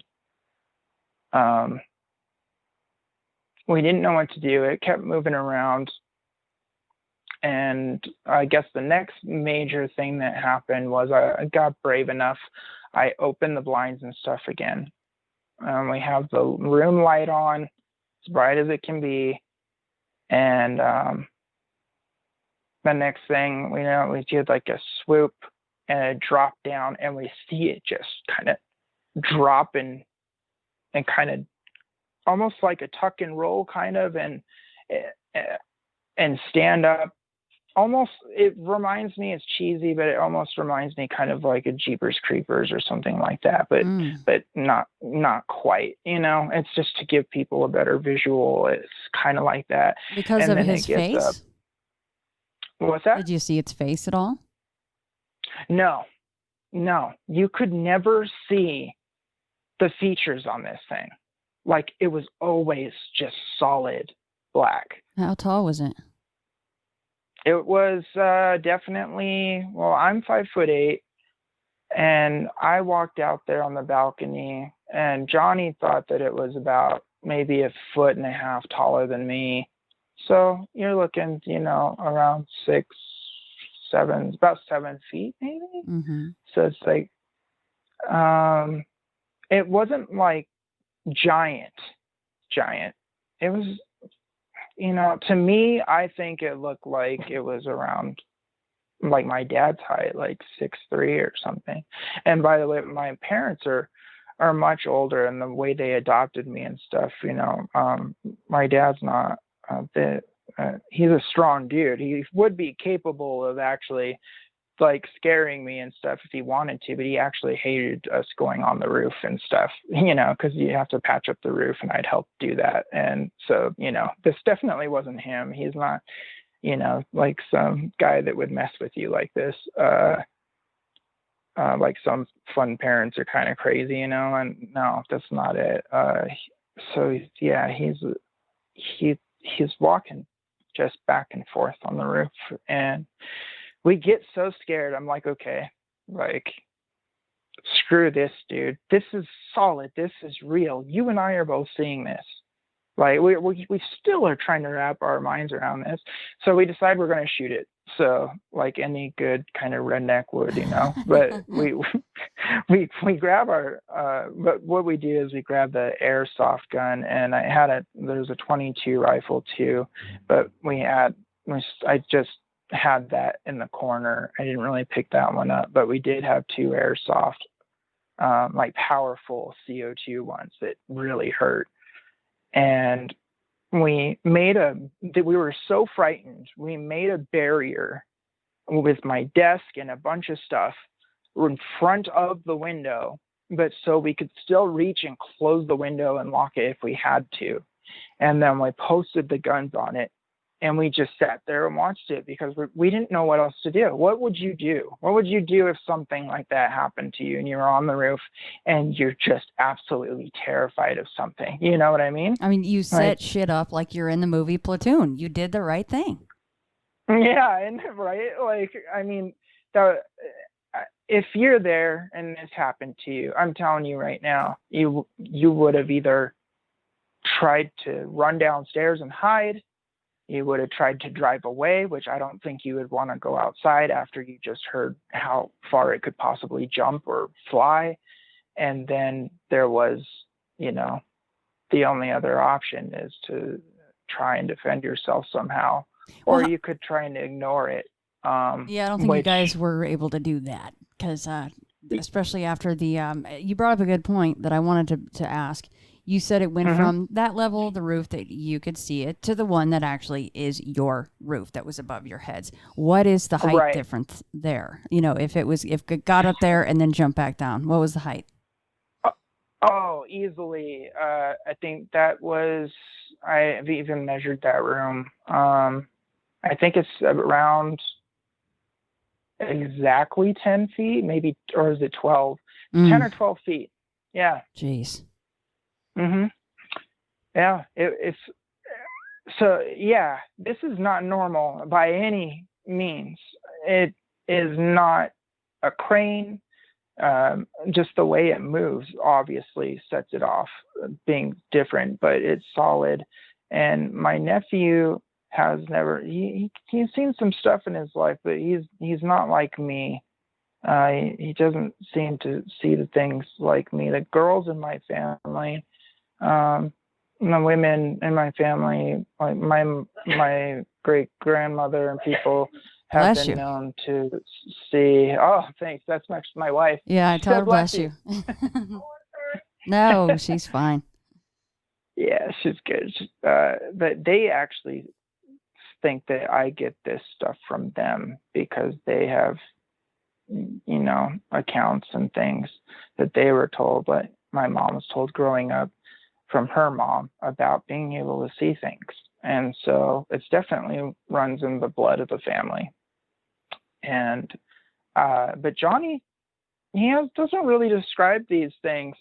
And he's never been afraid like this, and we've never seen anything at the same time. And so anyways, we post up, and I mean, we do take a couple shots at it eventually because we didn't want to piss it off. And we're talking like 4 hours. We're sitting there, just our minds are blown. And, and if you see something so crazy and years back, you look and think back to it and you're like, was that really there? Did that happen? And you know it did. And your other people that were there with you all know it did. And you're all kind of quiet, like, yeah, uh-huh. And even in this moment right now, reflecting on it, it's no, because I counted the hours I watched this thing, and it was hours. And this is not normal. This isn't something anybody should have to go through. This is really frightening. Anyways, the thing eventually, it's just because, like I said, it's just kind of bouncing side to side so far, except for when it was up above. And then it does the worst thing that we were really hoping it wouldn't. And it all of a sudden goes to the right and boom, starts heading down the side of the house that's behind us. So it could pop right up in the window. You know, it can walk around that side. And I was like, oh shit, you know, like I freak out. All of a sudden it's doing something different. It's been hours. I slam the window, lock it. Johnny screams. He's already, you know, halfway out the door. And I lock it and I throw everything, you know, the curtains down, close the blinds, and slowly we're on the balcony for a while and we're talking ourselves up. We get back into the room and we're sitting on the bed and, you know, stuff's still kind of barricaded and we're like, oh, and the wall that it went by is right to our left. And that's right against where I sleep and where he sleeps too. Like it's our room now, but it's this thing just bang and shakes the walls. And I mean, we just jump up and, you know, we ran out of there again. And then I got up and I would bang back on the wall. And then I just started like, go away. You're not welcome here. You know, like you have to get out of here. And I was never big into using sage and stuff until this happened, and I've had to use it many times in my life since. But I did go out. It banged back one more time. Basically, this is all terrifying. I just need to kind of make this short so we can keep moving it. So it happens. And then eventually, you know, we fall asleep. We can't believe this is real. We're like, you know, we tell the band members like, hey, this happened. And they're like, yeah, okay, you know, whatever. And our guitar player, Boston, comes to stay with us for a while we're working on the album. I finally got the guitar parts down, so he comes stays with us, and he's living in the room next door to us. And yeah, it's upstairs there. And so it's about like dawnish, about 5 o'clock or 6 o'clock, somewhere in there. And this is like a few weeks later, and we have heard thumps and walking and stuff on the roof, but we don't open the blinds. At this point, we're at the phase where we just try to ignore it. It's the best policy. And so Boston's like, oh yeah, whatever, guys, you know, like are you guys serious, or you're messing with me? And we're like, no, dude, like 100%, this is real. And he just can't tell if we're messing with him. And I swear to you, dude, we're not messing with you. And then I think it was like a couple nights in, after he got there that this happened. So he told him, and then he got there. We're hanging out in the room, and we're all just talking. And at that time, the two of them would sleep in the room next door, and I had taken my old room back because Johnny was terrified of that thing, right? So I took that room, and I put up a rosary on the window. I mean, you know, I've like kind of come back to God at this point, just a little bit, like just a little bit. Anything's worth a shot, right? Yeah, anything to try and help, because this was terrifying. And so we're hanging out in the room. They're just talking to me. and we hear a thud on the roof, and we all just like go, oh. And Boston kind of looks at us and is like, dude, what, is that it? And I just nod my head. I was like, yeah. And he goes, dude, no way, no way, no way. That has to be a person. There's no way. He's just in total denial. And Johnny's like just freaking out. He's like, oh shit, what do we do? And I'm like, just ignore it, dude. Just ignore it. And it would keep pounding, and it made me mad.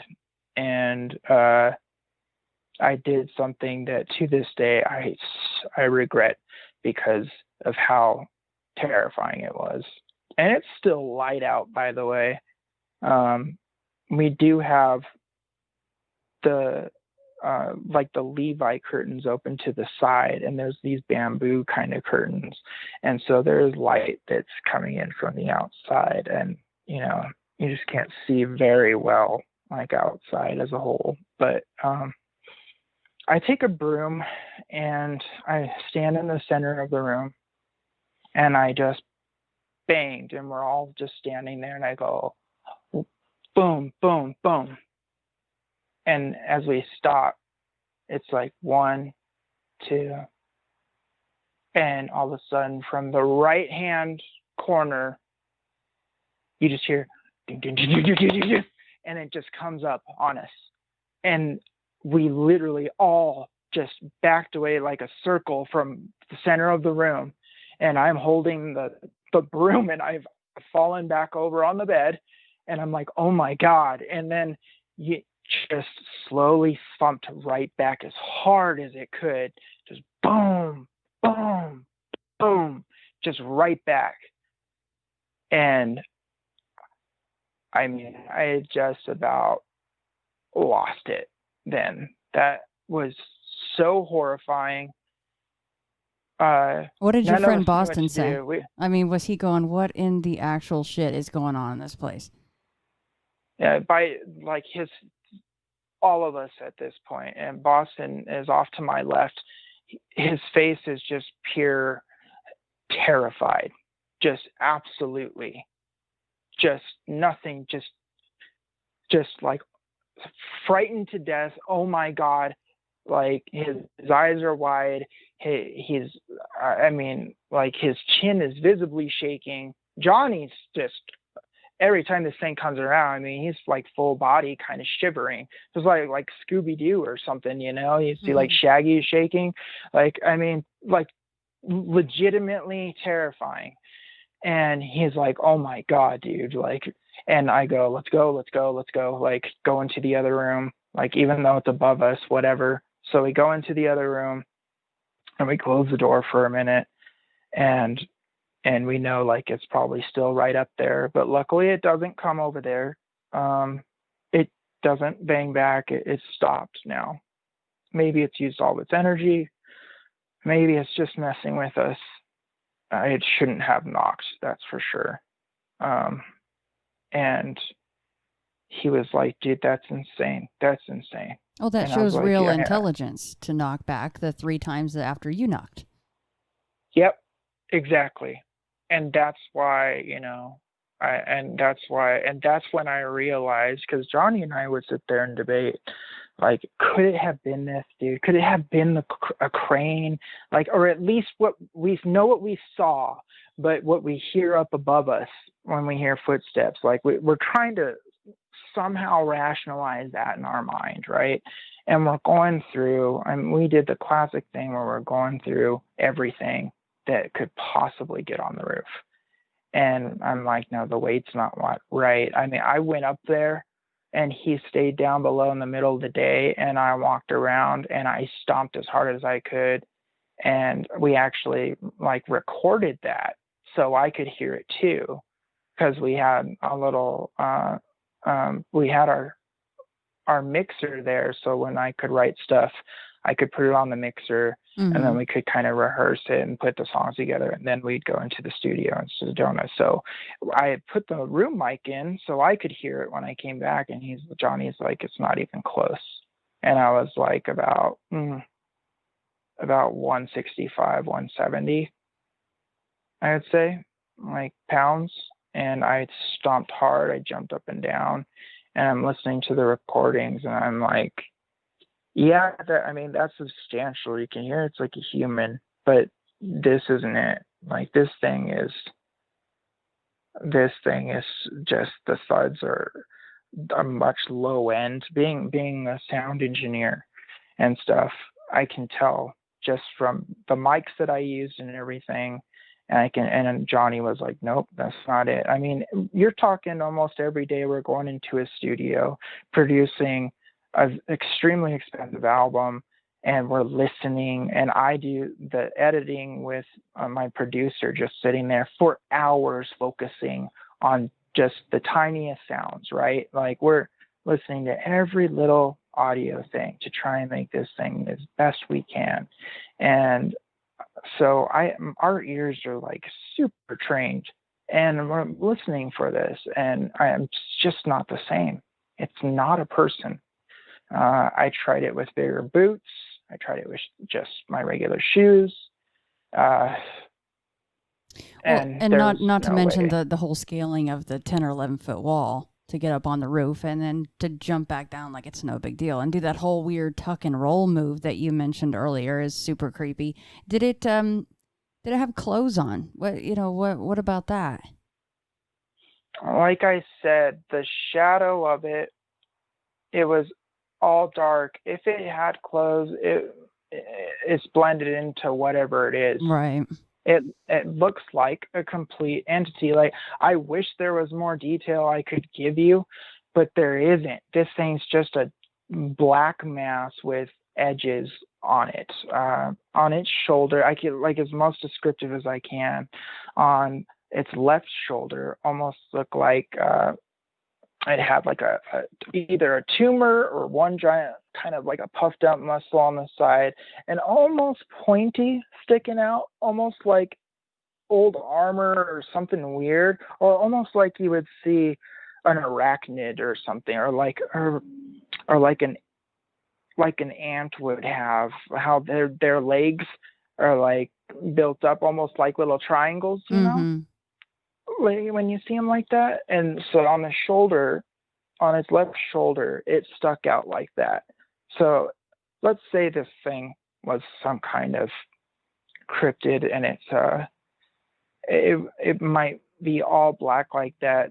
It would be like it maybe that's its armor or its shelling. Of course, this is all speculation based on what I saw and what I remember. So it did look like it had some kind of stuff on the shoulders, but on the right one, it didn't have a spike. It was similar, but when you just saw it, it just looks like it was a humanoid that was deformed, right? That, like, it just looked off. Well, you know what's interesting about that, Chris, just really quick, is that I don't know if you've heard any of my talks with John Paul Capice, Master Theological Studies. We talk a lot of demon-y kind of things and shadow people. He says that a lot of times when those things would come in, in and out of our world, they just don't quite always get it right, and they don't form as well as they should to look exactly like maybe a person would, if that's what they were going for. So that's what it made me think of. See, and yeah, I don't know if I ever heard that podcast yet.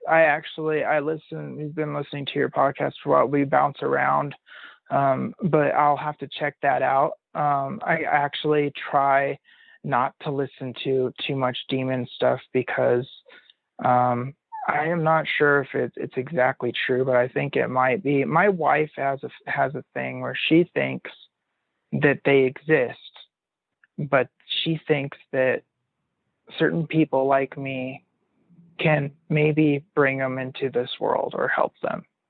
And she thinks if I focus on it too long, that it could possibly manifest itself. Okay, then don't go back and listen to any of the JP episodes. Don't do that. Please. Yeah. Let's just avoid that, okay?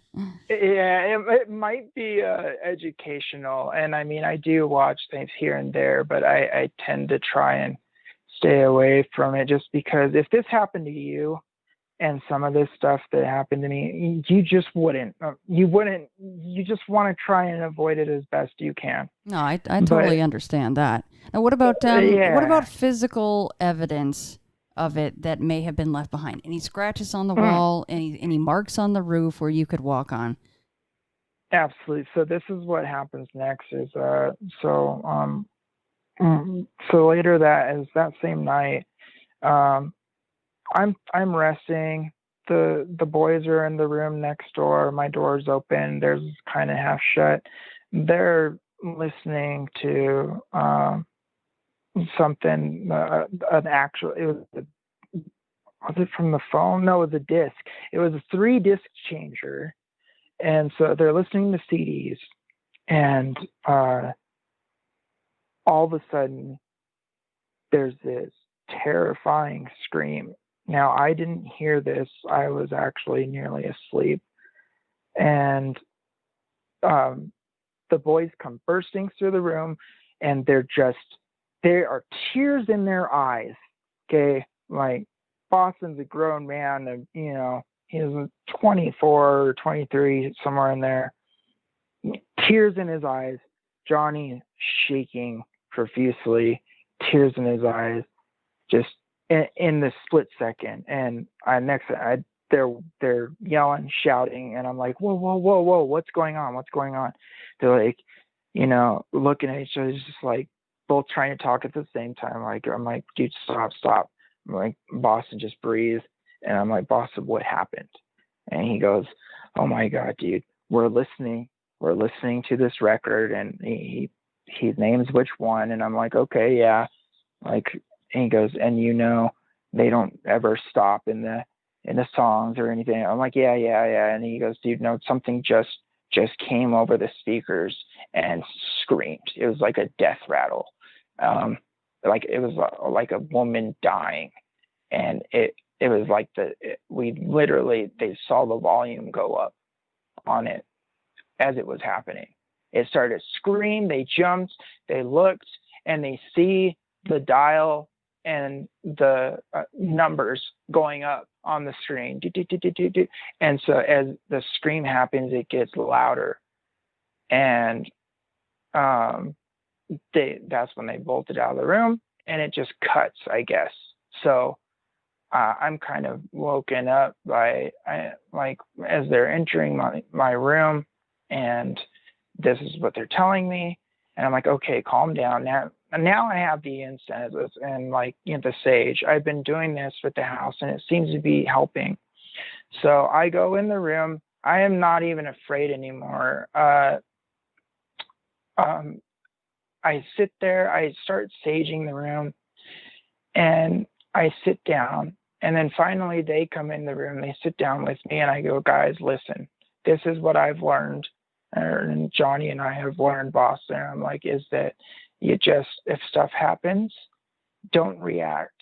Just be normal and don't give it anything. And he's just like, okay. And I mean, they still got tears in their eyes.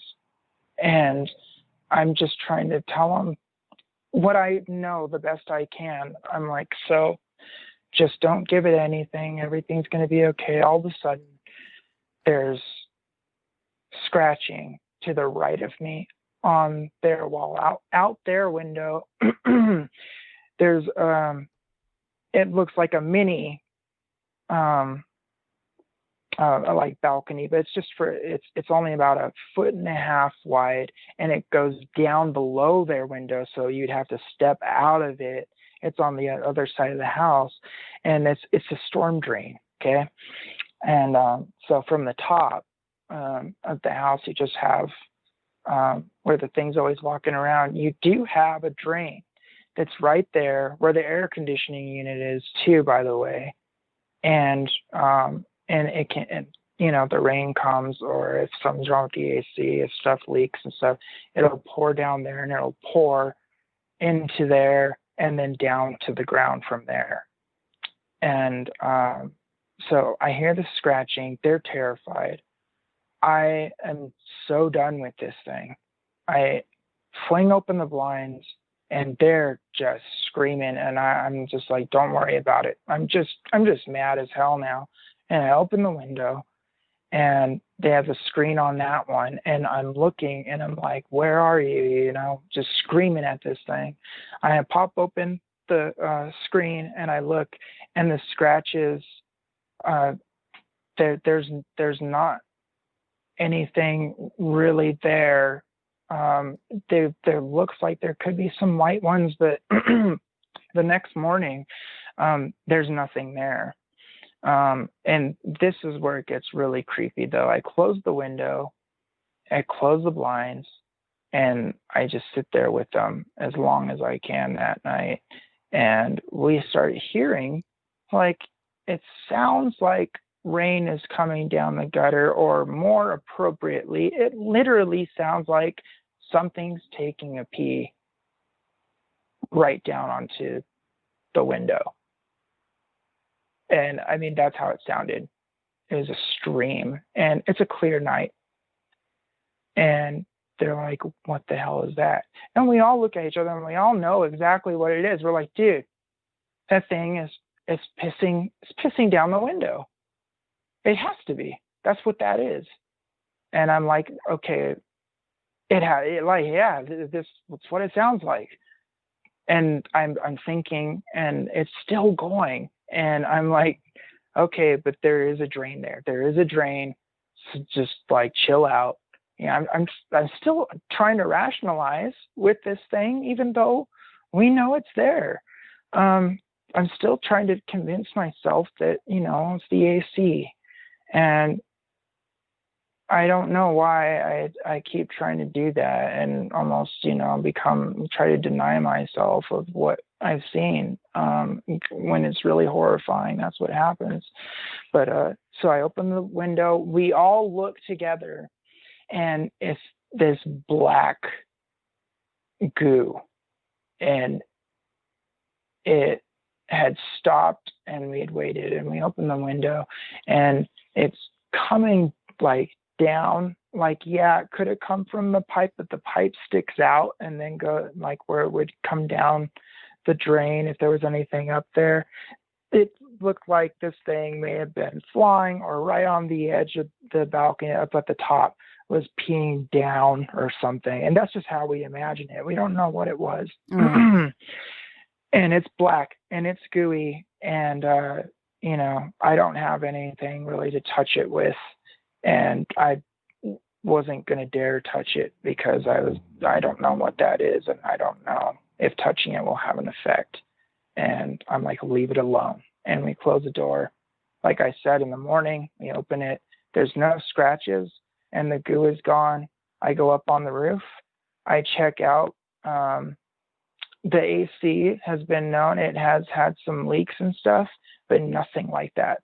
There's no goo. And if it was, it would go through the drain. And this stuff was clearly coming up from up above the drain, like dripping down from the top and down.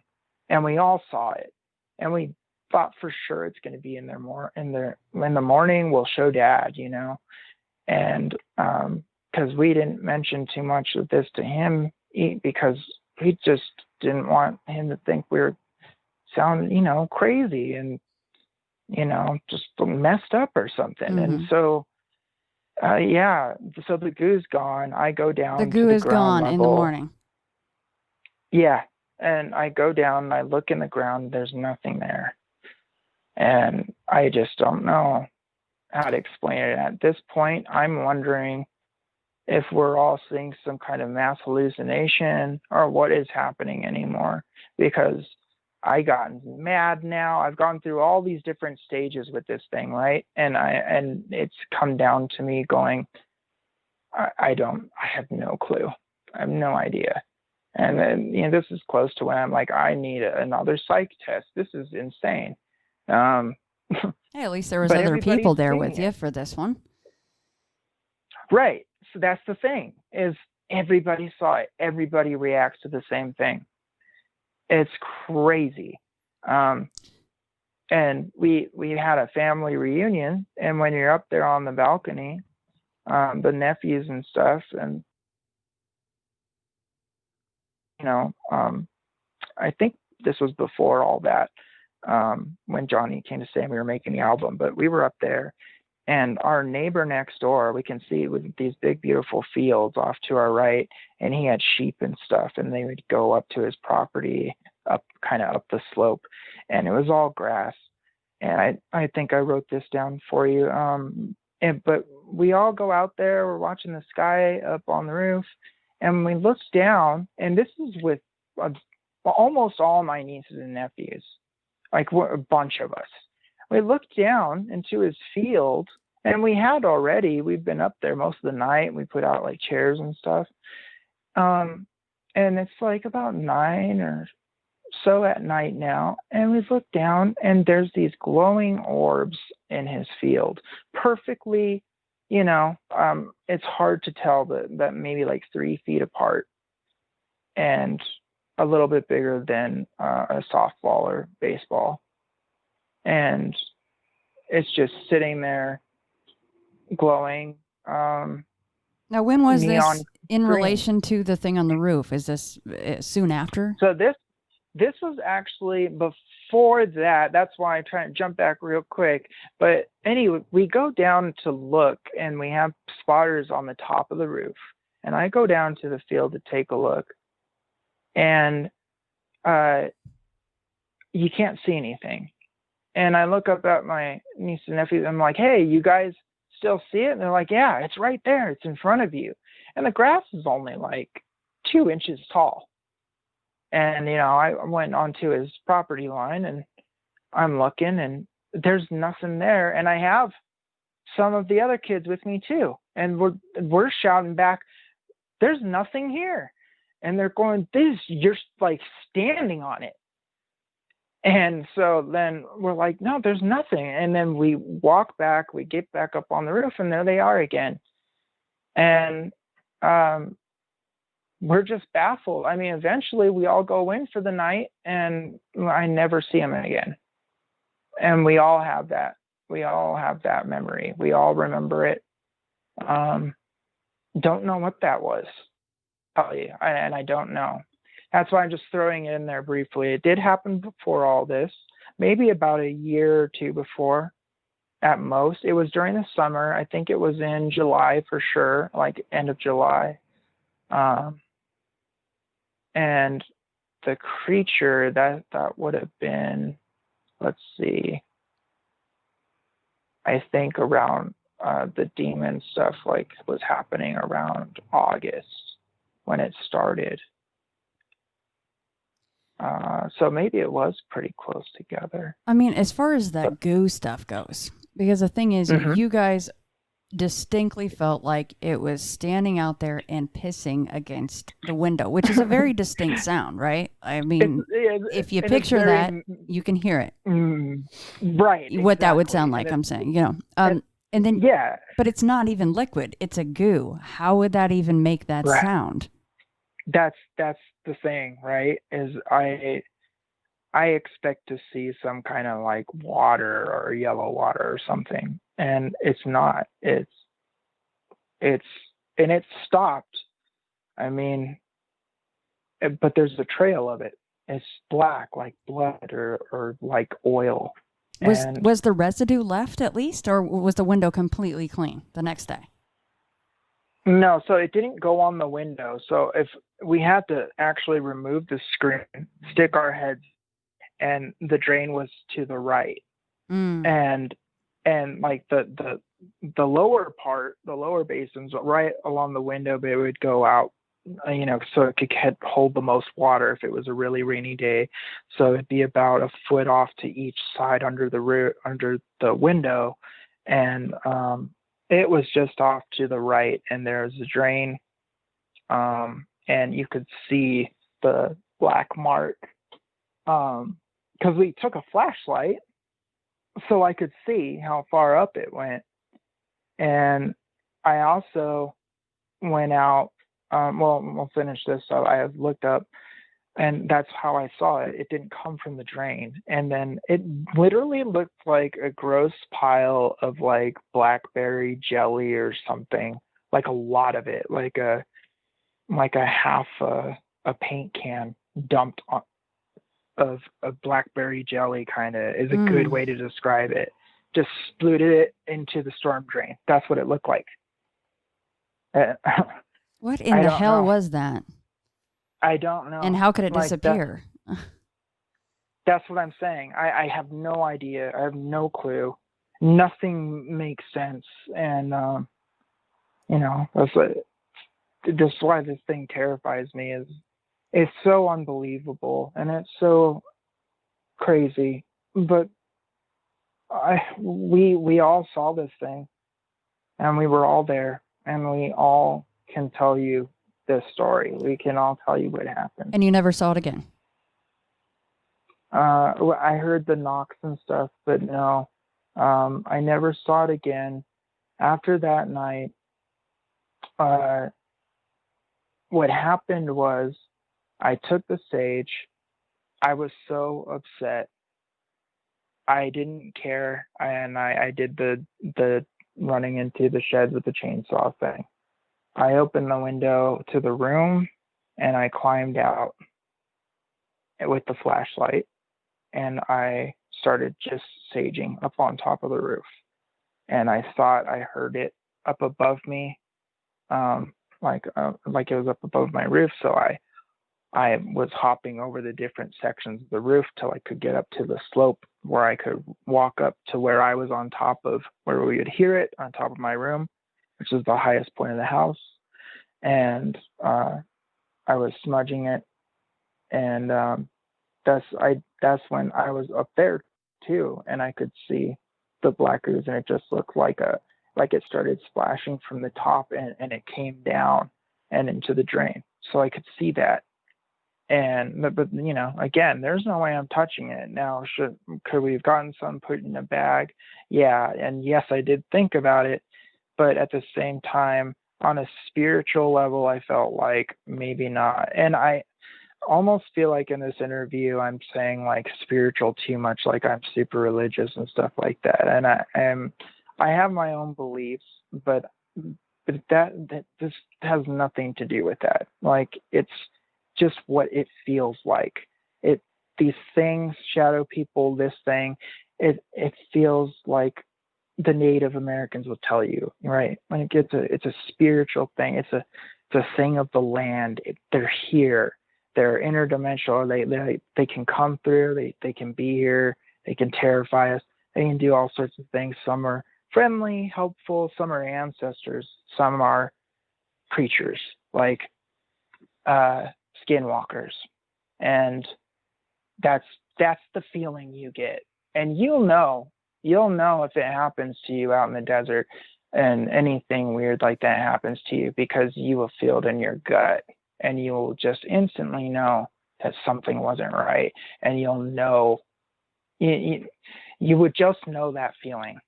But I also pray that people don't have that feeling unless you want to go looking for it, which is fine, but it can be very traumatic, and it can really, mess with you. But at the same time, I've never had anything hurt me. Chris, thank you you spent so half much. your day with me today telling me all your stories. Thank you so much. Yeah, no problem. Thank you for taking the time to listen. Well, I'm so-and-so. I was given this name by my parents. I've been to such and such a college. I've done these things in my profession. I produce a little fire. Buddha says, forget it. That's not true. That's some story. That's all gone. That's all past. I want to see the real you are now. Well, nobody knows who that is. Because we don't know ourselves except through listening to our echoes and consulting our memories. But then there's a real you, and that again leads us back to this question. Who are you? That is the real you. We shall see how they play with this exam by the cohorts to get you to come out of your shell and find out who you really are.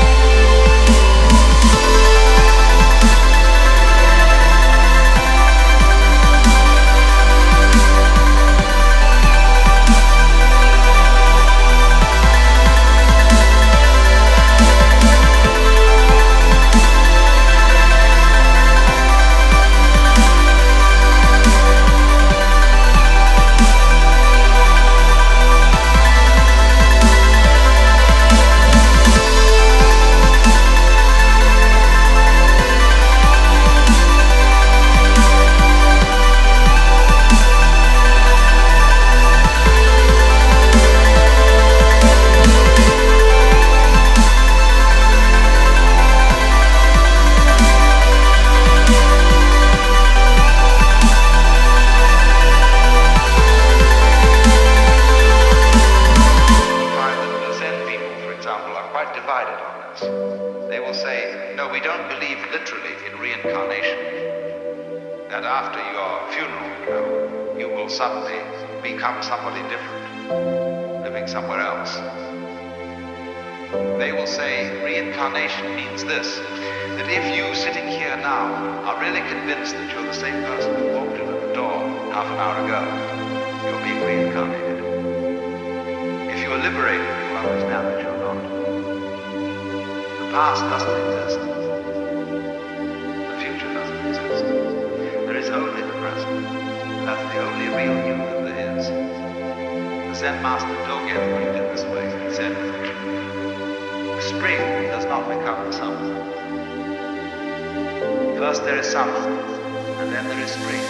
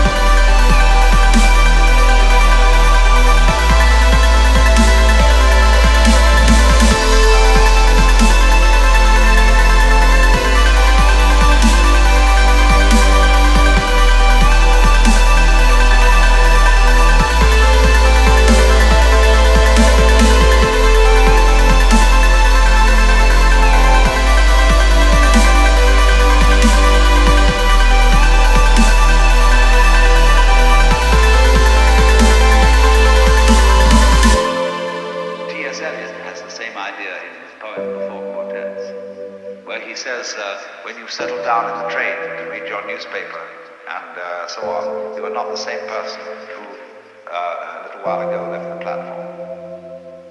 If you think you are linking your moments up in a chain. And this is what binds you to the wheel of birth and death. But when you know that every moment in which you are is the only moment, this comes into Zen. A master will say to somebody, get up and walk across the room. And he comes back and he says, where are your footprints? They've gone. So where are you? Who are you? When we are asked who we are, we usually give a kind of recitation of a history.